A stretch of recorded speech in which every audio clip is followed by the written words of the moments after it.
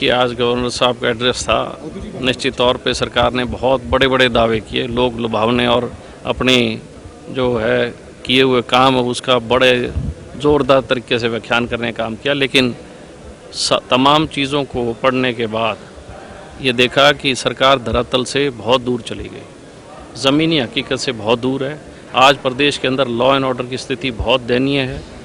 जगह जगह हत्याएं हो रही हैं, गैंगस्टर्स फिरौतियां मांग रहे हैं, रेप्स हो रहे हैं और इसके साथ साथ भ्रष्टाचार सबसे ज़्यादा आज तक का हरियाणा का रिकॉर्ड है। इतना भ्रष्टाचार जो इस सरकार में, इतना भ्रष्टाचार आज तक कभी नहीं हुआ। और नया तरीका ईजाद किया पोर्टल के माध्यम से भ्रष्टाचार, क्योंकि पोर्टल के माध्यम से जो भ्रष्टाचार होता है वो कभी अनट्रेसेबल जो ब्राइब्स है वो है।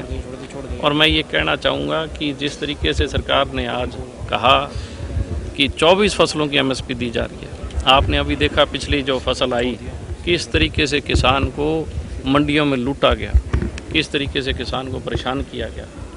और इसके साथ साथ जो हमारी नरमे और कपास की फसल थी पूर्णतः तबाह हो गई। कोई भी एक भी ऐसा जो है सरकार ने कहीं पे भी नया बीज विकसित हो, किसानों को नई फसल कपास की फसल के लिए नया टेक्नोलॉजी, नया बीज मिले, कोई भी विजन डॉक्यूमेंट सरकार के पास नहीं है खेती कृषि को लेके। केवल मात्र पुरानी चीज़ों को ही एक नया प्रारूप देके और उसको संवार के साथ सज्जा करके पेश किया जा रहा है।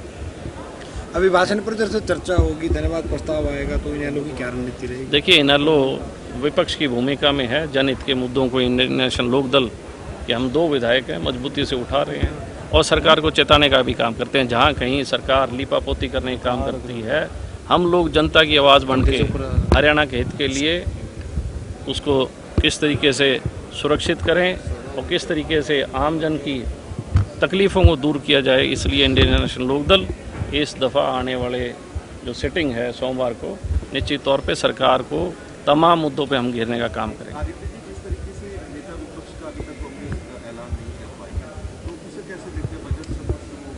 देखिए, मैं तो एक ही बात कहूँगा कि आज जो बीजेपी की सरकार है ये उन्हीं लोगों की देन है।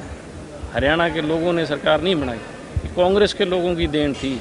इसीलिए अभी तक कांग्रेस के लोग ये तय नहीं कर पाए कि हमारा नेता कौन हो, क्योंकि सब लोग इस बात को भली भांति जानते हैं कि आज जो सरकार बनी है ये बीजेपी की, ये कांग्रेस की अंदरूनी इनके साथ बी टीम के तौर पे काम करके इन्होंने सरकार बनाई।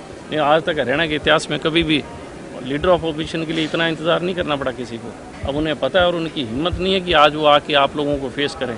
मैं देख रहा हूँ कि ये सेकंड सेशन है, ये पहला हम चुनाव लड़े उसके बाद हुआ, अब ये दूसरा है। कोई भी कांग्रेस का विधायक मीडिया के सामने आके बोल नहीं पा रहा कि उसके पास इस सवाल का जवाब नहीं है।